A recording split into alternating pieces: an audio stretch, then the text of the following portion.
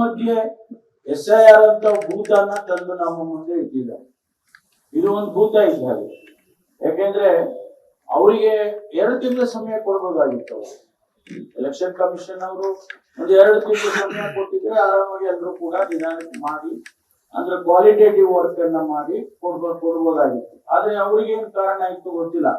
ಅವರು 1 ತಿಂಗಳ ಸಮಯ ಕೊಟ್ಬಿಟ್ಟು ಇಡೀ ರಾಜ್ಯದಲ್ಲಿ ಇವತ್ತು ಒಂದು ದೊಡ್ಡ ಎಕ್ಸರ್ಸೈಸ್ ಅನ್ನ ಒಂದು ಭಯದ ವಾತಾವರಣದಲ್ಲಿ ಕೆಲಸ ಮಾಡೋ ರೀತಿಯಲ್ಲಿ ಮಾಡಿದ್ದಾರೆ. ಹಾಗಾಗಿ ಅದು ಒಂದು ರೀತಿಯ ಒತ್ತಡ. ಆದ್ರೆ ಇದನ್ನ ನಾನು ಪರಿಶೀಲನೆ ಮಾಡ್ತೀನಿ. ಒಂದ್ ವೇಳೆ ಆ ಹೆಣ್ಣು ಮಗಳಿಗೆ ಒತ್ತಡ ಇತ್ತು, ಯಾವುದು ಎಲ್ಲಿಂದ ಒತ್ತಡ ಇತ್ತು, ಯಾವ ರೀತಿ ಒತ್ತಡ ಇತ್ತು ಅಂತಂದ್ರೆ ಅವ್ರ ಮೇಲೆ ಕ್ರಮ ಮಾಡೋಣ. ಅದಕ್ಕೇನು ನಾನು ಹಿಂಜರಿಯೋದಿಲ್ಲ. ಆದ್ರಿಂದ ಇವತ್ತು ನೀವು ಮಾಡಿರ್ತಕ್ಕಂಥದ್ದು ಪ್ರತಿಭಟನೆ ಮಾಡಿದ್ದೀರಿ, ಅದು ನಿಮ್ಮ ಹಕ್ಕು ಮಾಡಿದ್ದೀರಿ. ಅದ್ರ ಬಗ್ಗೆ ನಾನೇನು ಹೇಳೋದಕ್ಕೆ ಹೋಗೋದಿಲ್ಲ. ನಾನು ನಿಮ್ಮ ಸಮಸ್ಯೆಗಳಿಗೆ ನಿಮ್ಮ ಜೊತೆಯಲ್ಲಿ ಇರ್ತೇನೆ ಅಂತ ಅಷ್ಟೇ ಹೇಳ್ತೇನೆ. ಆಮೇಲೆ ಅವರ ಕುಟುಂಬದವರಿಗೆ ಈಗಾಗಲೇ ಇನ್ಶೂರೆನ್ಸ್ 1 ಕೋಟಿ ರೂಪಾಯಿ 15 ದಿವಸದೊಳಗಾಗಿ ಬರುತ್ತೆ. ಅದರ ಜೊತೆಯಲ್ಲಿ ಎಲೆಕ್ಷನ್ ಕಮಿಷನ್ ಇಂದ 30 ಲಕ್ಷ ರೂಪಾಯಿ ಕೊಡೋದಕ್ಕೆ ಅದನ್ನು ಕೂಡ ಈಗಾಗಲೇ ರೆಕಮೆಂಡ್ ಮಾಡಿದ್ದಾರೆ, DC ಅವರು ಎಲ್ಲ ಮಾಡಿದ್ದಾರೆ.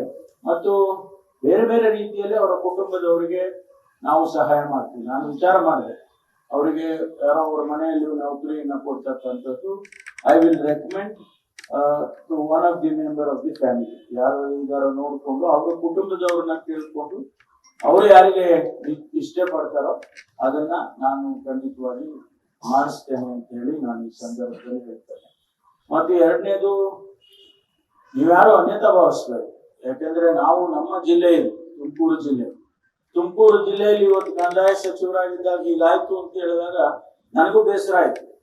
ನಾನು ಇನ್ನು ಬೆಳಗ್ಗೆನೆ ಬರೋನು, ಸ್ವಲ್ಪ ನನಗೆ ಆರಾಮ ಇರ್ಲಿಲ್ಲ ಅಂತ ಹೇಳಿ ನಾನು ಆಯ್ತು ಅವರಿಗೆ ಹೇಳಿದೆ, ಜಿಲ್ಲಾಧಿಕಾರಿಗಳಿಗೆ ನೀವೆಲ್ಲರೂ ಮಾತನಾಡಿ ಅವರಿಗೆ ಒಂದು ಸಂಯಮದಿಂದ ಅದನ್ನ ತೀರ್ಮಾನ ಮಾಡಿ ಕಳಿಸ್ಕೊಡಿ ಅಂತ ಹೇಳಿ ನಾನು ಹೇಳಿದ್ದೆ. ಆದ್ರೆ ಬೇರೆ ಬೇರೆಯವರೆಲ್ಲ ಬಂದು ಏನೇನೋ ಮಾತಾಡಿ ಅದೆಲ್ಲ ಸ್ವಲ್ಪ ನನಗೂ ಬೇಸರ ಆಯ್ತು. ಅದವ್ರಿಗೂ ಮಾತಾಡಿದೆ, ನೀವೆಲ್ಲ ಹೋಗಿದ್ದೀರಿ ಸಂತೋಷ, ಆದ್ರೆ ರಾಜಕೀಯ ಮಾಡಕ್ ಹೋಗ್ಬೇಡಿ, ಇದು ನಮ್ ಜವಾಬ್ದಾರಿ ಇದೆ ಸರ್ಕಾರದ್ದು ಅಂತ ಮಾತನ್ನ ಅವ್ರಿಗೂ ಹೇಳಿದೆ. ಇವತ್ತು ನಾನು ಒಂದೇ ಮಾತು ಹೇಳ್ತೀನಿ, ಕೊನೆಯದಾಗಿ ನಾನು ನಿಮ್ಮ ಜೊತೆಯಲ್ಲಿದ್ದೇನೆ, ನಿಮ್ಮ ಸಮಸ್ಯೆಗಳಿಗೆ ಸ್ಪಂದಿಸ್ತೇನೆ ಅಂತಕ್ಕಂಥ ಮಾತನ್ನು ಈ ಸಂದರ್ಭದಲ್ಲಿ ಹೇಳೋದಕ್ಕೆ ಬಯಸ್ತೇನೆ. ದಯಮಾಡಿ ತಾವು ತಮ್ಮ ಪ್ರತಿಭಟನೆಯನ್ನು ವಾಪಸ್ ತಗೊಳ್ಳಿ. ನಾವು ಸರ್ಕಾರದಲ್ಲಿ ನಿಮಗಾಗಿ ನಾವು ಇದ್ದೇವೆ.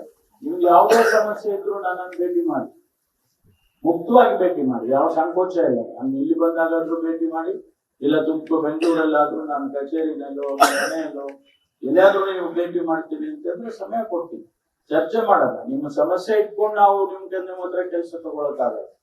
ನಿಮ್ ಸಮಸ್ಯೆಗಳನ್ನ ಬಗೆಹರಿಸಿ ನಾವು ನಿಮ್ಮ ಹತ್ರ ಕೆಲಸ ತಗೋಬೇಕಾಗುತ್ತೆ.